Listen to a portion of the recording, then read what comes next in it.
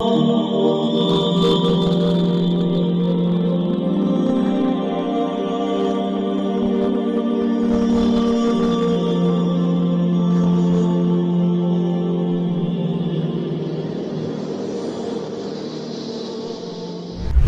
علیکم ورحمۃ اللہ وبرکاتہ۔ بیت الحکمہ دیوبند کی آن لائن عربک کلاسز میں آپ سب کا استقبال ہے۔ میں محمد انوار خان القاسمی، مینیجنگ ڈائریکٹر بیت الحکمہ دیوبند سے۔ آج کا عنوان جو ہم شروع کرنے جا رہے ہیں یہ ہے صحابہ رضی اللہ عنہم کے لیے ہجرت حبشہ کا حکم۔ صحابہ رضی اللہ عنہم کے لیے ہجرت حبشہ کا حکم، یہ ہے پیج نمبر 69 پر۔ جب صحابہ کو بھی تکلیفیں دی جانے لگیں معاندین اسلام کی جانب سے،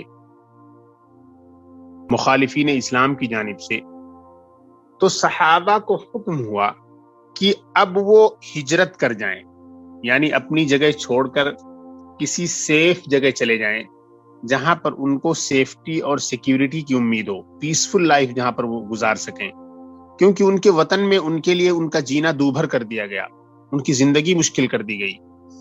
تو اب ان کو حکم ہوا کہ وہ ہجرت کریں، اور ہجرت کے لیے حبشہ کا انتخاب کیا گیا۔ ہجرت حبشہ، حبشہ ابسنیا جس کو بولتے ہیں، ابسنیا یہاں پر زیادہ تر حبشی لوگ رہا کرتے تھے اس زمانے میں۔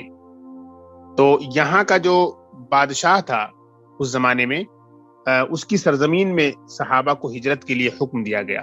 ہجرت کے معنی ہوتے ہیں امیگریٹ کر جانا، ہجرت کر جانا۔ تو ہجرت حبشہ کا مطلب ہوا کہ ابسنیا ہجرت کرنے یا امیگریٹ کرنے کا حکم۔ حضرت صلی اللہ علیہ وسلم اپنی ذات پر ہر قسم کے مظالم اور تکالیف برداشت کرتے رہے، یعنی اپنی ذات پر، اپنے اوپر ہر قسم کے مظالم یعنی ہر قسم کے ظلم، انجسٹسز اور تکالیف اور تکلیفیں۔ حضرت صلی اللہ علیہ وسلم اپنی ذات پر ہر قسم کے مظالم اور تکالیف برداشت کرتے رہے، مگر جب صحابہ کرام اور دیگر اقارب تک اس کی نوبت پہنچی، یعنی جب دوسرے صحابہ کرام کو بھی تکلیف دیا جانے لگا، دوسرے رشتہ داروں کو بھی ٹارگٹ کیا جانے لگا، اور دیکھا کہ وہ نہایت صبر کے ساتھ مظالم سہنے کے لیے تیار ہیں، یعنی رسول اللہ صلی اللہ علیہ وسلم نے دیکھا کہ آپ کے صحابہ اور اقارب صبر کے ساتھ ہر طرح کے مظالم سہنے کے لیے، برداشت کرنے کے لیے تیار ہیں، مگر اس کلمہ حق اور نور الہی سے منہ موڑنے کے لیے ہرگز تیار نہیں۔ یعنی وہ صحابہ جو ہے اور آپ کے اقارب اس کلمہ حق اور نور الہی سے، کلمہ حق مطلب ورڈ آف ٹروتھ، اور نور الہی مطلب ڈیوائن لائٹ، یعنی خدائی روشنی، اللہ کی روشنی، مگر اس کلمہ حق اور نور الہی سے منہ موڑنے کے لیے ہرگز تیار نہیں جو ان کو آپ کے ذریعے سے وصول ہوا تھا، یعنی جو ان صحابہ اور رشتہ داروں کو رسول اللہ صلی اللہ علیہ وسلم کے تھرو ملا تھا۔ وصول ہونا یعنی ملنا۔ تو ان حضرات کو اجازت دی کہ ملک حبشہ کی طرف ہجرت کر کے چلے جائیں، یعنی بھلے ہی یہ لوگ سہ رہے تھے تمام چیزیں، لیکن اس کے باوجود ایک آپشن ملا کہ آپ لوگ ہجرت کر کے حبشہ کی طرف چلے جائیں، تاکہ وہاں پر آپ ایک پیسفل لائف گزار سکیں۔ یہاں پر حالات بہت ہی زیادہ دشوار ہو رہے تھے، بہت ہی زیادہ مشکل ہو رہے تھے۔ تو ایک بار اور دیکھیے اس پیراگراف کو۔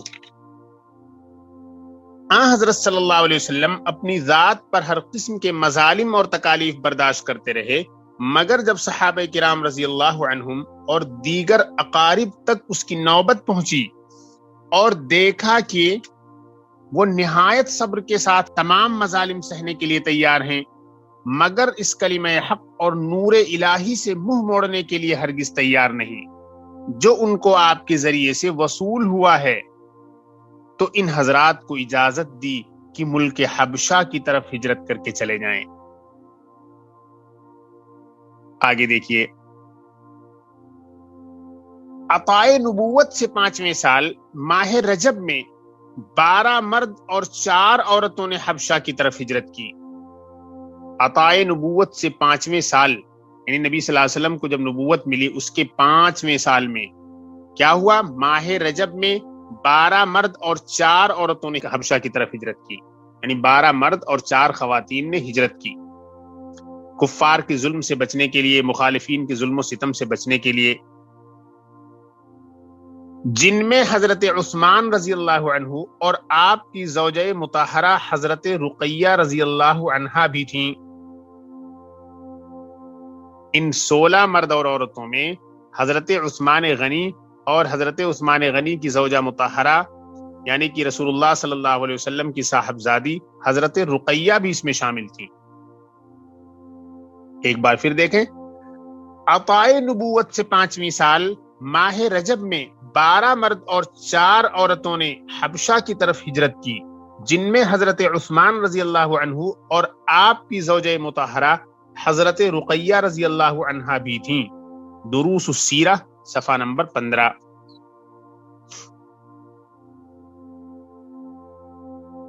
آگے دیکھیں، نجاشی بادشاہ حبشہ نے ان مہاجرین کا اکرام کیا۔ حبشہ جو اس زمانے میں ہوا کرتا تھا، ابسنیا جسے کہتے ہیں انگلش میں، وہاں کے ہر بادشاہ کا جو ٹائٹل ہوتا تھا وہ نجاشی ہوتا تھا۔ وہاں کا جو ہر بادشاہ ہوتا تھا اس کو نجاشی کا لقب ملتا تھا۔ تو نجاشی جی یہاں آیا ہے، نجاشی بادشاہ حبشہ نے ان مہاجرین کا اکرام کیا، یہ نجاشی ایک ٹائٹل ہے۔ تو نجاشی بادشاہ حبشہ نے، یعنی حبشہ کا ابسنیا کا جو کنگ تھا اس زمانے میں، جس کو نجاشی کا ٹائٹل دیا جاتا تھا، اس نے ان مہاجرین کا اکرام کیا، جو ہجرت کر کے آئے ہوئے تھے، ان کا اکرام کیا، اس نے ان کو آنر کیا، ان کو رسپیکٹ دیا، ان کو پیسفل لائف گزارنے کی جو ہے اس نے پرمیشن دی۔ یہ سب امن و عافیت کے ساتھ وہاں رہنے لگے، یہ سب امن و عافیت کے ساتھ وہاں رہنے لگے۔ جب قریش کو اس کی خبر ہوئی تو عمرو بن عاص اور عبداللہ بن ربیعہ کو نجاشی کے پاس بھیجا۔ بعد میں قریش کو پتہ چل گیا کہ محمد کے جو چاہنے والے تھے، ان کے جو فالوورز تھے، ان کی ایک بیچ یہاں سے فرار ہو کے، یہاں سے بچ کے حبشہ چلی گئی ہے۔ تو ان لوگوں نے کیا کیا؟ عمرو بن عاص اور عبداللہ بن ربیعہ کو نجاشی کے پاس بھیجا، نجاشی کے پاس اس کو اکسانے کے لیے بھیجا، نجاشی کے پاس ان کی برائی کرنے کے لیے، تاکہ ان کو وہاں اپنی سلطنت میں، اپنی قلمرو میں رہنے نہ دے، ان کو ایذا پہنچانے کے لیے یہ لوگ پہنچے۔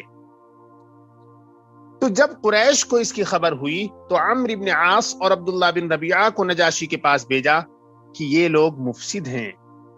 نجاشی کے پاس بھیجا، یعنی نجاشی کے پاس یہ کہہ کے بھیجا کہ یہ لوگ مفسد ہیں، یعنی جو آپ کے ہاں آئے ہیں 16 لوگ، 12 مرد اور 4 عورتیں، یہ لوگ فساد مچانے والے لوگ ہیں، مفسد ہیں،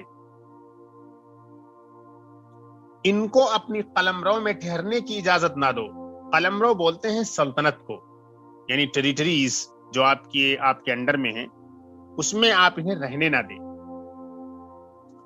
ان کو اپنی قلمرو میں ٹھہرنے کی اجازت نہ دو، بلکہ ان کو ہمارے سپرد کر دو، ان کو ہمارے حوالے کر دو، تاکہ یہ ایذا پہنچائیں، انہیں تکلیفیں دیں، ماریں۔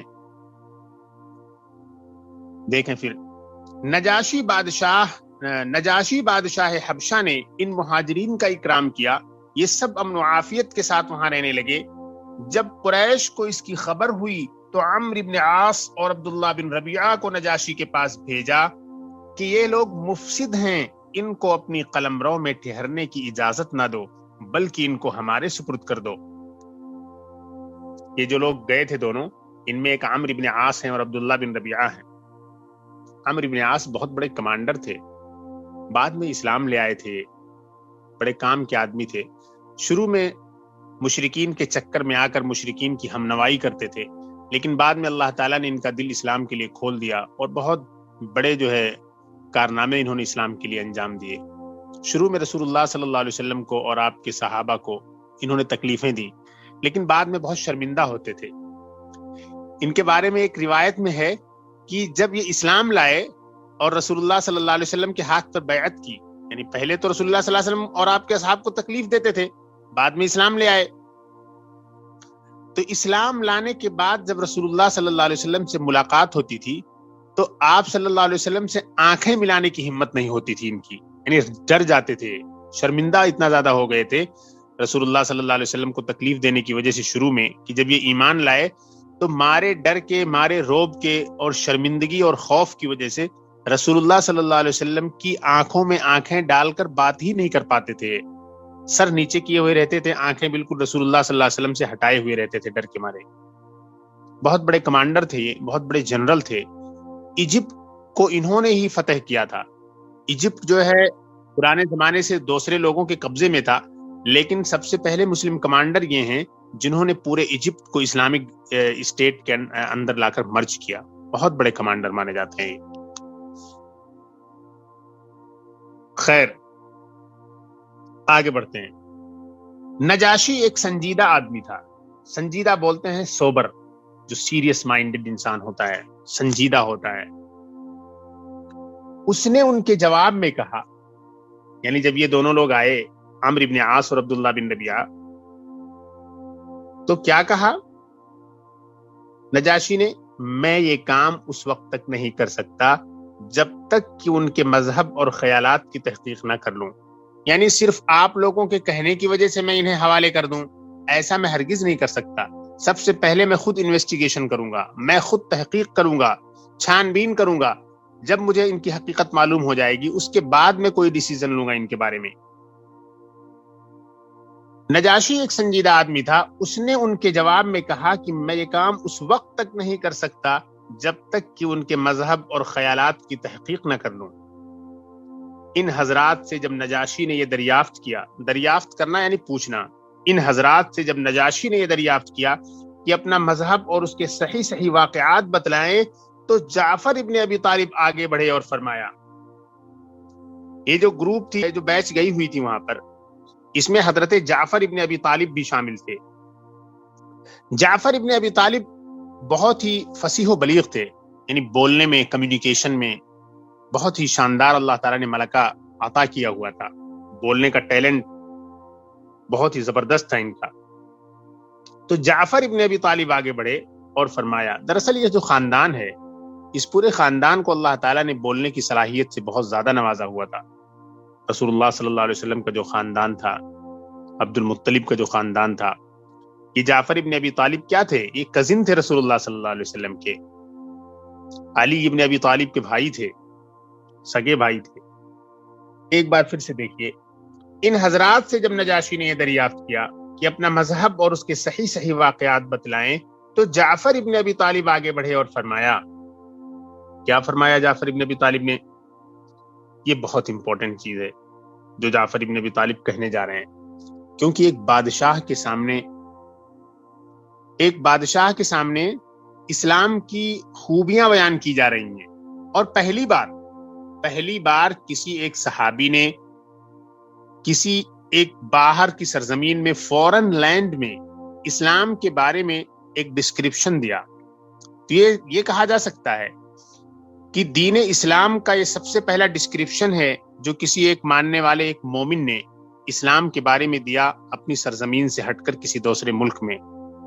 تو یہ جو چھوٹی سی اسپیچ ہے، یہ بہت ہی امپورٹنٹ ہے۔ اس میں دیکھنے کی بات یہ ہے کہ ایک انسان خالی ذہن ہو کے اسلام کے بارے میں کیا سوچتا ہے، کیا اس کے تاثرات ہیں، کیا اس کے ریفلیکشنز ہیں، کیا اس کی سوچ ہے، کیا اس کے خیالات ہیں اسلام کے بارے میں۔ تو دیکھیے جعفر ابن ابی طالب کیا فرما رہے ہیں۔ جعفر ابن ابی طالب کہہ رہے ہیں، شاہ یعنی اے بادشاہ، ہم پہلے جاہلیت والے تھے، یعنی جاہلیت کے انداز کی زندگی گزارتے تھے، جہالت بھری زندگی گزارتے تھے، بتوں کی پوجا کرتے اور مردار جانور کھاتے تھے، فحش کاری یعنی بدکاری، قطع رحمی یعنی کہ رشتوں کا توڑنا، بدخلقی میں مبتلا تھے یعنی بد اخلاقی میں مبتلا تھے، ہمارا قوی ضعیف کو کھا جاتا تھا، یعنی ہم میں جو طاقتور ہوتا تھا وہ کمزور کو کھا جاتا تھا، یعنی کمزور کو مار دیتا تھا، یہاں تک کہ اللہ نے ہماری طرف ایک رسول بھیجا جو ہمارے ہی کنبے سے ہے، یعنی ہمارے ہی خاندان سے ہے۔ کنبا بولتے ہیں خاندان کو۔ اچھا، ہم ان کے نسب اور سچائی و امانت اور عفت کو خوب جانتے ہیں. ہم ان کے نسب اور سچائی و امانت اور عفت کو خوب جانتے ہیں. سچائی کے معنی تو آپ کو معلوم ہے، امانت کے معنی اونیسٹی، عفت کے معنی ہوتے ہیں موڈیسٹی.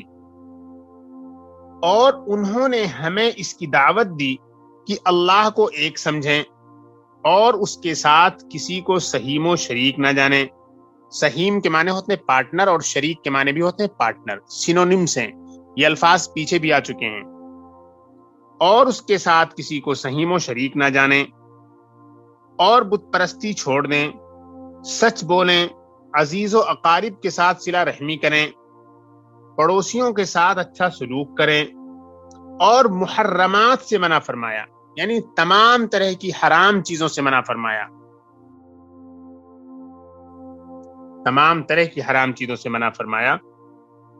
اور خون بہانے اور جھوٹ بولنے اور یتیم کا مال کھانے سے روکا. اور خون بہانے اور جھوٹ بولنے اور یتیم کا مال کھانے سے روکا. اور ہمیں نماز، روزہ، زکوٰۃ، حج کا حکم فرمایا.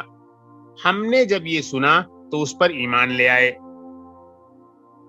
نجاشی نے جب پوچھا کہ بھائی تمہارے بارے میں کچھ لوگ آئے ہیں اور یہ کہہ رہے ہیں کہ ہم تمہیں ان کے حوالے کر دیں، تو تم یہ بتاؤ کہ تم کون لوگ ہو، تمہارے خیالات کیا ہیں، تمہارا مذہب کیا ہے، تمہارا دین کیا ہے، تمہاری سچائی کیا ہے. تو حضرت جعفر ابن ابی طالب آگے بڑھے اور انہوں نے اپنے خیالات کا اظہار ان الفاظ میں کیا جو کہ اسلام کی بنیاد ہے.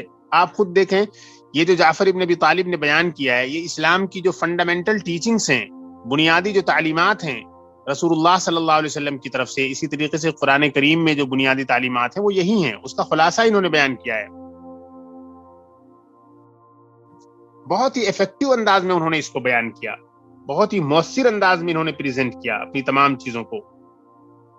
بہت سے لوگوں نے یہ لکھا ہے کہ جعفر ابن ابی طالب نے جو اسلام کی سچائی بیان کی ہے، جعفر ابن ابی طالب نے جو اسلام کی سچائی بیان کی، ایک سمجھ لیجئے کہ بغیر تیاری کے بیان کیا ہے، کوئی انہوں نے پریپریشن نہیں کی ہوگی کہ ایک ایسا ایسا کر لو. بادشاہ نے بلایا، فوراً ڈائریکٹ اس کے سامنے جا کر سب کچھ بیان کر دیا. تو بہت سارے لوگوں نے لکھا ہے کہ اگر بہت سے بڑے بڑے علماء اکٹھے ہو جائیں اور اسلام کی خوبی بیان کرنے پر آ جائیں اتنے مختصر الفاظ میں جتنے میں جعفر ابن ابی طالب نے بیان کیا ہے، تو شاید کوئی نہ بیان کر سکے. دیکھیے اس پیراگراف کو پھر سے دیکھیے. شاہ، ہم پہلے جاہلیت والے تھے، بتوں کی پوجا کرتے اور مردار جانور کھاتے تھے، فحش کاری، قطع رحمی، بدخلقی میں مبتلا تھے، ہمارا قوی ضعیف کو کھا جاتا تھا، یہاں تک کہ اللہ تعالیٰ نے ہماری طرف ایک رسول بھیجا جو ہمارے ہی کنبے سے ہے. ہم ان کے نسب اور سچائی و امانت اور عفت کو خوب جانتے ہیں، اور انہوں نے ہمیں اس کی دعوت دی کہ اللہ کو ایک سمجھیں اور اس کے ساتھ کسی کو سہیم و شریک نہ جانیں، اور بت پرستی چھوڑ دیں، سچ بولیں، عزیز و اقارب کے ساتھ صلہ رحمی کریں، پڑوسیوں کے ساتھ اچھا سلوک کریں، اور محرمات سے منع فرمایا، اور خون بہانے اور جھوٹ بولنے اور یتیم کا مال کھانے سے روکا، اور ہمیں نماز، روزہ، زکوٰۃ، حج کا حکم فرمایا. ہم نے جب یہ سنا تو اس پر ایمان لے آئے.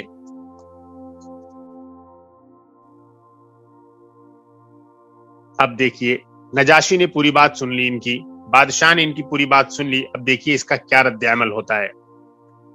نجاشی یہ سن کر بہت متاثر ہوا. He was very impressed by the speech delivered by جعفر ابن ابی طالب. متاثر کے معنی ہوتے ہیں امپریسڈ. نجاشی یہ سن کر بہت امپریس ہوا، بہت متاثر ہوا. قریش کے دونوں قاصدوں کو واپس کر دیا. قریش کے دونوں قاصدوں کو واپس کر دیا، یعنی عمرو بن عاص اور عبداللہ بن ربیعہ کو واپس کر دیا، لوٹا دیا، اور خود مسلمان ہو گیا. اتنی بڑی بات ہے، وہ نجاشی خود مسلمان ہو گیا.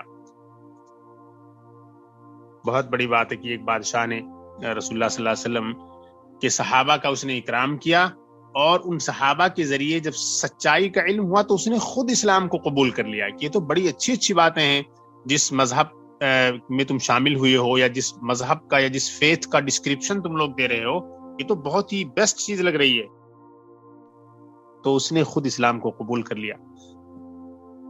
رسول اللہ صلی اللہ علیہ وسلم بے پناہ عزت کرتے تھے اس انسان سے۔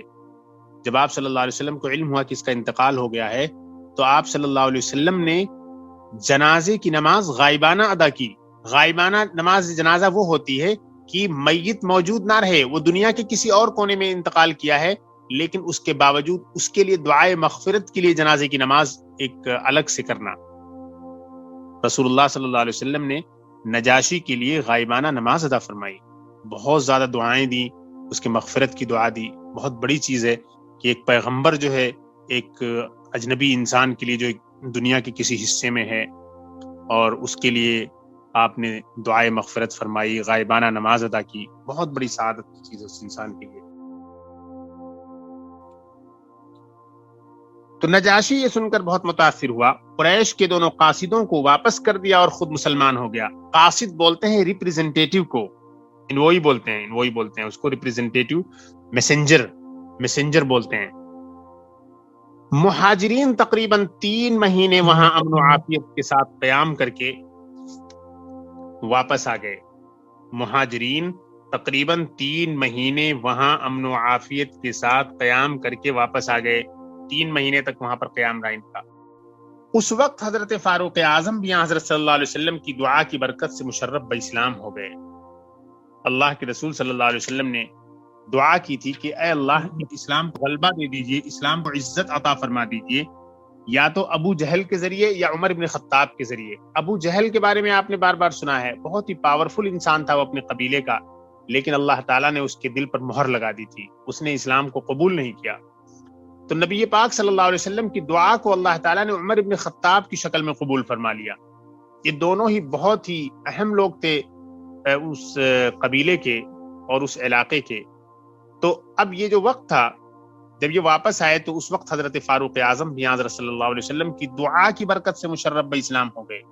میں نے بتایا بھی کہ آپ صلی اللہ علیہ وسلم دعا فرماتے تھے کہ اے اللہ تعالیٰ اسلام کو عزت دیجئے ابو جہل کے ذریعے اور یا جو ہے عمر بن خطاب کے ذریعے۔ تو عمر بن خطاب مسلمان ہو گئے۔ ان کے مسلمان ہونے کے بعد اسلام کو عزت ملی، تقویت ملی، کیونکہ وہ بہت ہی پاورفل اور اسٹرانگ آدمی تھے۔ اس وقت تک مسلمانوں کی مردم شماری 40 مرد اور 11 عورتوں سے زیادہ نہ تھی۔ اس وقت تک مسلمانوں کی مردم شماری یعنی ان کی پوری جو آبادی تھی اسٹیٹسٹکس کے اعتبار سے یہ کتنے پہنچ رہے تھے؟ 40 مرد اور 11 عورتوں سے زائد نہ تھی۔ مردم شماری کسے کہتے ہیں؟ اسٹیٹسٹکس کو بولتے ہیں، پاپولیشن کو بولتے ہیں، ٹوٹل آبادی جو ہوتی ہے۔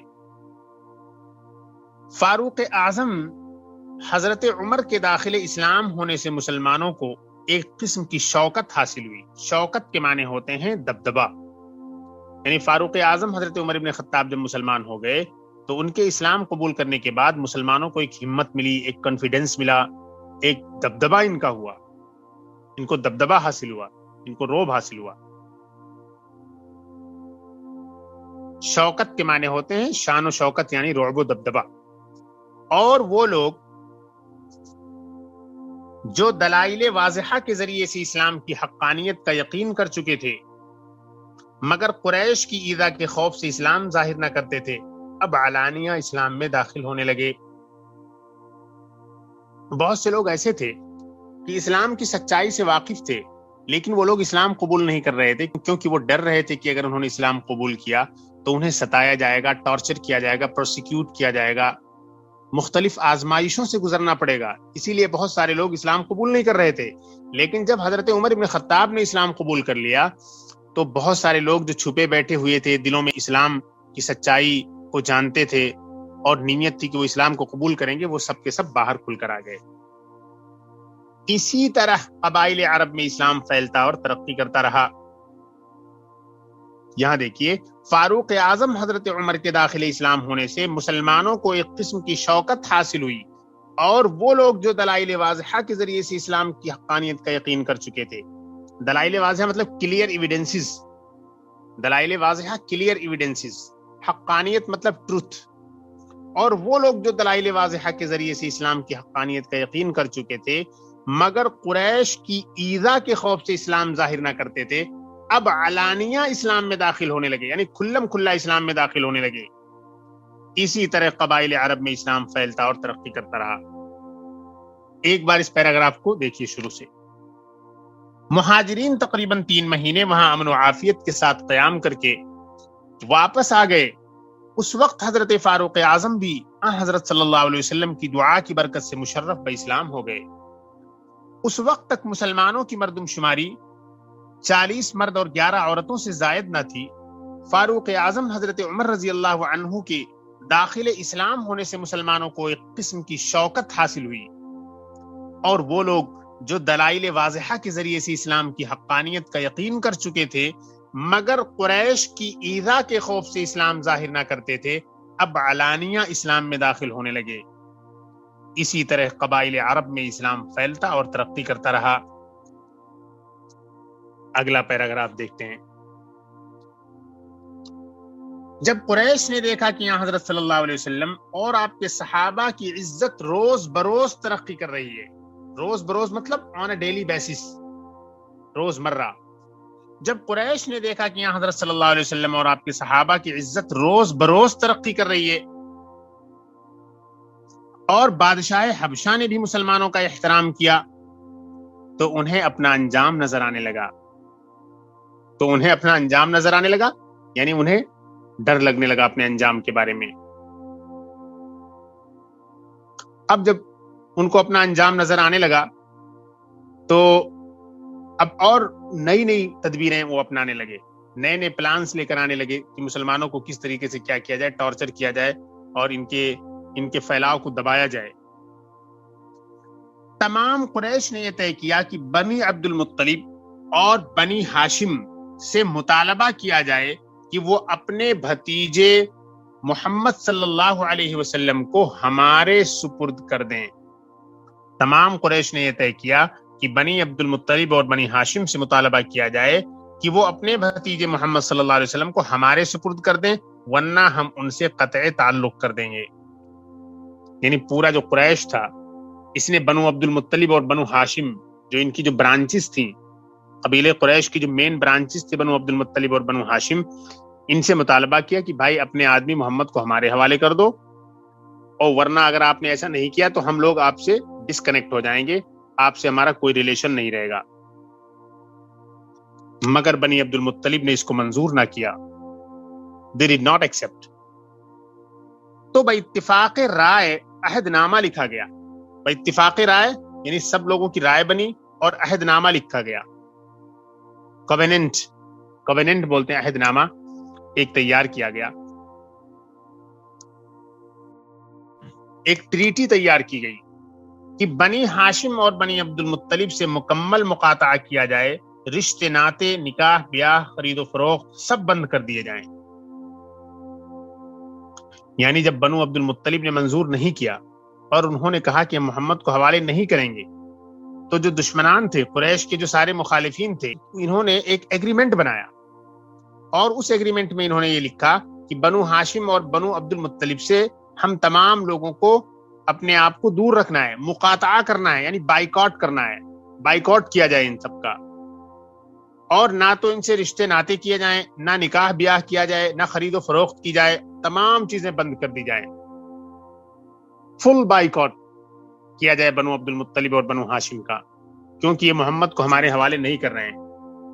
یہ کون کہہ رہا ہے؟ قریش کے باقی لوگ کہہ رہے ہیں. بنو ہاشم اور بنو عبد المطلب کے علاوہ جتنی برانچز تھیں قبیلے قریش کی، ان تمام لوگوں نے یہ ایگریمنٹ تیار کیا. مقاطعہ بولتے ہیں بائیکاٹ کو. اچھا، تو یہ جو ایگریمنٹ تھا، یہ عہد نامہ تھا، جو پلیج جس میں کیا ان لوگوں نے، کویننٹ جو انہوں نے تیار کیا، یہ کیا تھا؟ اور یہ عہد نامہ بیت اللہ کے اندر معلق کر دیا گیا، یعنی لٹکا دیا گیا. معلق بولتے ہیں لٹکانا. بیت اللہ میں لا کر لٹکا دیا کہ بھائی قریش کے تمام لوگ، بنو ہاشم اور بنو عبد المطلب، یعنی ہاشم کی تمام اولاد اور عبد المطلب کی تمام اولاد کے ساتھ کوئی رشتہ نہیں رکھنا ہے. اور یہ ایگریمنٹ، یہ کووننٹ جو ہے لا کے لٹکا دیا بیت اللہ میں. معلق کرنا مطلب لٹکانا، سسپینڈ کر دینا. ایک پہاڑ کی گھاٹی میں حضرت صلی اللہ علیہ وسلم اور آپ صلی اللہ علیہ وسلم کے تمام رفقا و اقربا کو مقید کر دیا گیا. ایک پہاڑ کی گھاٹی میں حضرت صلی اللہ علیہ وسلم اور آپ صلی اللہ علیہ وسلم کی تمام رفقا و اقربا کو مقید کر دیا گیا، یعنی باندھ دیا گیا، یعنی بند کر دیا گیا، محبوس کر دیا گیا. اس وقت ابو لہب کے سوا تمام بنی ہاشم اور بنی عبد المطلب کے تمام افراد بلا امتیاز مسلم و کافر سب کے سب ابو طالب کے ساتھ رہے. یعنی اس وقت ابو طالب موجود تھے، تو اس وقت ابو لہب کے سوا تمام بنو ہاشم اور بنو عبد المطلب کے تمام افراد بلا امتیاز مطلب وداؤٹ ڈسکریمنیشن، چاہے وہ مسلمان رہے ہوں یا کافر، سب کے سب ابو طالب کے ساتھ رہے. جب یہ مقاطعہ اور بائیکاٹ ہوا تو بنو ہاشم اور بنو عبد المطلب میں بہت سارے لوگ تو مسلمان ہو گئے تھے، لیکن سارے نہیں ہوئے تھے. All the people from Banu Hashim and Banu Abdul Muttalib had not accepted Islam. Many had accepted, but not all of them. تو جو مقاطعہ ہوا اور بائیکاٹ ہوا تو وہاں پر کیا ہوا، ابو طالب کے ساتھ سارے کے سارے لوگ تھے، سارے لوگ وہاں پر تھے، تمام رفقا تمام اقربا تھے. اور جو ہے چاہے وہ کافر ہی رہا ہو، اسلام قبول نہ کیا، وہ بھی تھا، لیکن ابو لہب نہیں تھا. بلا امتیاز بولتے ہیں وداؤٹ ڈسکریمنیشن، بلا امتیاز مسلم و کافر سب کے سب ابو طالب کے ساتھ رہے اور اس گھاٹی میں مقید و محصور ہو گئے. مقید و محصور کا مطلب ہوتے ہیں بند ہو گئے، ڈیٹینڈ اینڈ امپریزنڈ. لائک محصور کے معنی ہوتے ہیں بلاک کر دینا، کسی کو روک دینا، بند کر دینا، محبوس کر دینا. سب طرف سے آمد و رفت کے راستے بند تھے. آمد و رفت مطلب آنے جانے کے، یعنی ہر طرف سے آنے جانے کے راستے بند تھے. خورد و نوش کا جو سامان ساتھ تھا ختم ہو گیا، یعنی کھانے پینے کے کچھ لمیٹڈ سامان تھے، محدود سامان تھے. خورد و نوش بولتے ہیں کھانے پینے کی چیزیں، ایٹنگ اینڈ ڈرنکنگ اسٹف. خورد و نوش، خورد مانے کھانا، نوش مطلب پینا، یعنی کہ ایڈیبلز اور ڈرنکیبل جتنے سارے آئٹم تھے یہ سب کے سب ختم ہو گئے تھے. خورد و نوش کا جو سامان ساتھ تھا ختم ہو گیا تو سخت اضطراب پیش آیا. اضطراب بولتے ہیں ڈسٹربنس، بہت ہی زیادہ پریشانی. سخت اضطراب مطلب سخت پریشانی پیش آئی. شدت بھوک کی وجہ سے درخت کے پتے تک کھانے کی نوبت آئی. جو محبوس تھے، جو محصور اور مقید تھے، جن کو بند کر دیا گیا تھا پہاڑ کی گھاٹی میں، وہ اس قدر بھوکے اور پیاسے ہو گئے کہ ان کے پاس کھانے پینے کی جب کوئی چیز نہ بچی تو انہوں نے درخت کے پتوں کو کھانا شروع کر دیا. شدت بھوک کی وجہ سے درختوں کے پتے کھانے کی نوبت آئی. اب ایک بار اس پیراگراف کو دوبارہ دیکھیے، لمبا پیراگراف پورا میں پڑھتا ہوا جا رہا ہوں. جب قریش نے دیکھا کہ یہاں حضرت صلی اللہ علیہ وسلم اور آپ کے صحابہ کی عزت روز بروز ترقی کر رہی ہے اور بادشاہ حبشہ نے بھی مسلمانوں کا احترام کیا تو انہیں اپنا انجام نظر آنے لگا. تمام قریش نے یہ طے کیا کہ بنی عبد المطلب اور بنی ہاشم سے مطالبہ کیا جائے کہ وہ اپنے بھتیجے محمد صلی اللہ علیہ وسلم کو ہمارے سپرد کر دیں، ورنہ ہم ان سے قطع تعلق کر دیں گے. مگر بنی عبد المطلب نے اس کو منظور نہ کیا. تو باتفاق رائے عہد نامہ لکھا گیا. عہد نامہ ایک ڈاکیومنٹ جس کے اندر کچھ لوگ ایگری کر لیں کہ یہ کام کرنا ہے. کووننٹ بول سکتے ہیں ہم اسے. ایک پیپر آف ایگریمنٹ جو ہے تیار کر لیا گیا کہ بنی ہاشم اور بنی عبد المطلب سے مکمل مقاطعہ کیا جائے. مکمل مقاطعہ، فل بائیکاٹ. رشتے ناطے، نکاح بیاہ، خرید و فروخت سب بند کر دیے جائیں. اور یہ عہد نامہ بیت اللہ کے اندر معلق کر دیا گیا. ایک پہاڑ کی گھاٹی میں حضرت صلی اللہ علیہ وسلم اور آپ صلی اللہ علیہ وسلم کی تمام رفقا میننگ آل دا کمپینینز، صحابہ. رفقا مطلب ساتھی، دوست و احباب. و اقربا ریلیٹیوز، یہ الفاظ پہلے بھی آ چکے ہیں. اور آپ صلی اللہ علیہ وسلم کے تمام رفقا و اقربا کو مقید کر دیا گیا، یعنی قید کر دیا گیا. مقید مطلب قید کر دیا گیا، ڈیٹین کر دیا گیا. اس وقت ابو لہب کے سوا تمام بنی ہاشم اور بنی عبد المطلب کے تمام افراد، یعنی افراد مطلب ممبرز، بلا امتیاز مسلم و کافر سب کے سب ابو طالب کے ساتھ رہے اور اس گھاٹی میں مقید و محصور ہو گئے۔ خود دیکھیے ابو طالب بھی مسلمان نہیں تھے، لیکن رسول اللہ صلی اللہ علیہ وسلم کے خلاف جب بات آئی اور آپ ہی کے خاندان کے لوگ تھے سب سے پہلے اسلام قبول کرنے والے، تو ان سب کی قیادت، ان کی حفاظت اور تحفظ کی ذمہ داری کس نے لی؟ ابو طالب نے لی۔ سب کے سب ابو طالب کے ساتھ رہے اور اس گھاٹی میں مقید و محصور ہو گئے۔ سب طرف سے آمد و رفت کے راستے بند تھے، یعنی کہ انٹری اور ایگزٹ کے تمام راستے بند تھے۔ خورد و نوش کا جو سامان تھا ختم ہو گیا، تو سخت اضطراب پیش آیا۔ اضطراب بولتے ہیں پریشانی کو، الجھن کو۔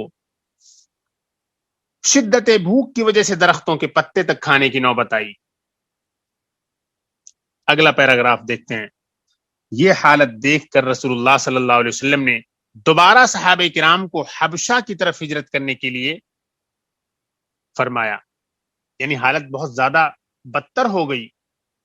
اپنے ہی شہر میں، اپنے ہی وطن میں، اپنے ہی علاقے میں ایک نارمل زندگی گزارنا، انڈیپینڈنٹ لائف گزارنا مشکل ہو گیا۔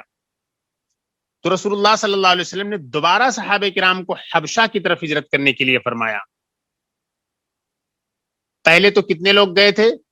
ایک مختصر سی تعداد تھی جو پہلے گئی تھی۔ آپ نے پیچھے پڑھا کہ 12 مرد اور 4 عورتیں تھیں۔ اب کی بار تعداد بڑھ گئی ہے۔ اس مرتبہ ایک بڑے قافلے نے ہجرت کی، ایک بہت بڑا کارواں، ایک بہت بڑا قافلہ، ایک بہت بڑی بیچ اب کی بار گئی۔ اس مرتبہ ایک بڑے قافلے نے ہجرت کی جس کی تعداد 83 مرد اور 12 عورتیں بیان کی جاتی ہے۔ 83 مرد اور 12 عورتیں اس میں شامل تھے۔ اور پھر ان کے ساتھ یمن کے مسلمان بھی مل گئے، یعنی یمن کے بھی کچھ لوگ مسلمان ہو گئے تھے رسول اللہ صلی اللہ علیہ وسلم کی دعوت پر، تو وہ بھی جوائن کر لیے اس بیچ کو، جن میں حضرت ابو موسیٰ اشعری اور ان کی قوم بھی تھی۔ ادھر نبی کریم صلی اللہ علیہ وسلم اور باقی آل و اصحاب نے تقریباً 3 سال انہی مظالم اور مصائب کے ساتھ بسر کیے، یعنی یہاں نبی کریم صلی اللہ علیہ وسلم باقی آل و اصحاب کے ساتھ تقریباً 3 سال تک مظالم کو برداشت کرتے رہے، تقریباً 3 سال تک۔ اور ادھر جو دوسرا بیچ جو ہے ہجرت کر کے حبشہ پہنچ گیا ہے۔ بسر کیے یعنی گزارے۔ اس کے بعد چند آدمی اس عہد کے توڑنے اور آپ صلی اللہ علیہ وسلم سے یہ محاصرہ اٹھا دینے پر آمادہ ہوئے، یعنی کچھ لوگ یہ عہد توڑ دے کہ بھائی نہیں، ہم جو ہے بنو ہاشم اور بنو عبد المطلب کو چھوڑ نہیں سکتے، وہ ہمارے اپنے آدمی ہیں، لہٰذا یہ جو ایگریمنٹ ہوا ہے اس کو توڑا جائے، یہ جو عہد ہوا ہے، یہ عہد نامہ جو ہے یہ ختم کیا جائے، اس کو فنش کیا جائے، ٹرمینیٹ کیا جائے۔ اور یہ محاصرہ جو ہے یعنی ڈیٹین کر دیا گیا، ان کو جو روک دیا گیا سیج، یہ سیج جو ہے اس کو ختم کیا جائے۔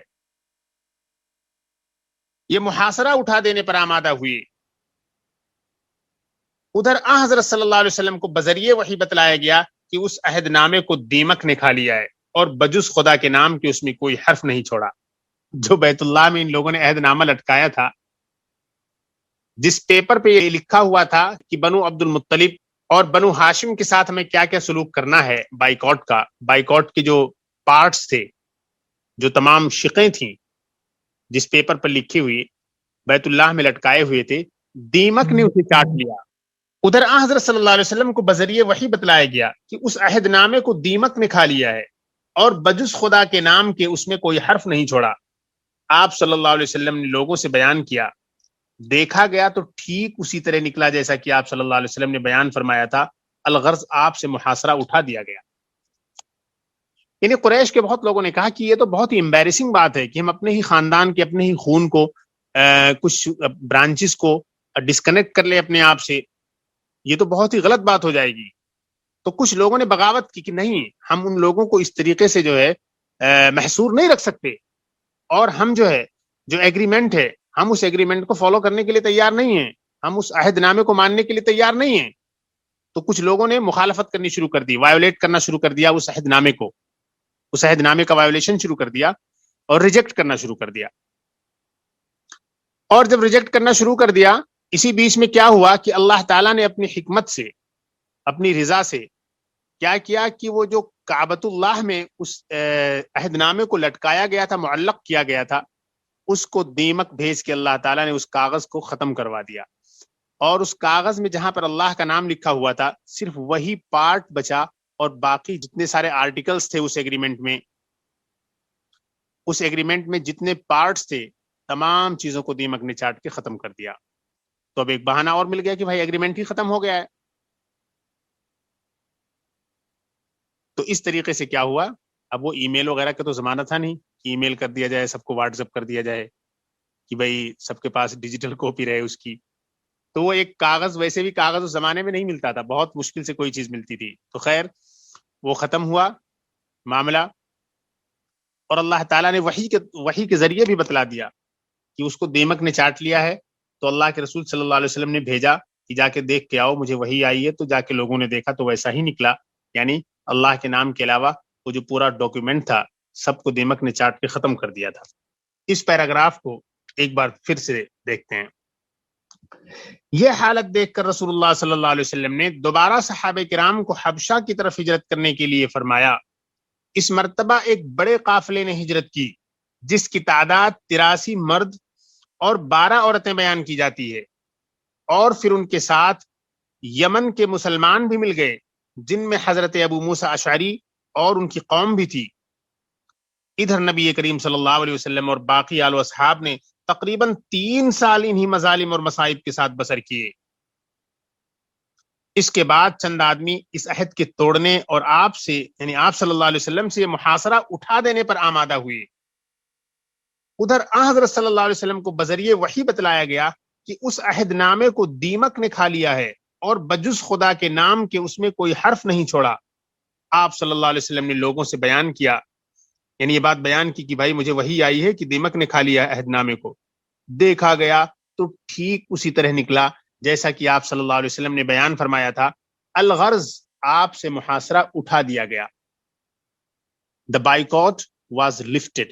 بائیکاٹ کو لفٹ کر دیا گیا. یہ جو بین تھا اس بین کو کیا کر لیا گیا، لفٹ کر دیا گیا، اٹھا دیا گیا، ریمو کر دیا گیا سب.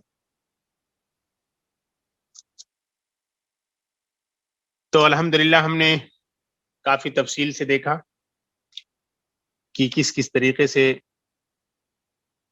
صحابہ کرام نے ہجرت کی، کن کن مشکلات سے وہ گزرے، اپنے وطن سے بھاگنے پہ مجبور کیے گئے، اپنے ہی وطن میں ان کو ڈیٹین کر دیا گیا، گھیر دیا گیا، تمام سہولیات سے ان کو محروم کر دیا گیا، پتے کھانے پر مجبور ہو گئے، دوبارہ ہجرت کرنے پر مجبور ہوئے.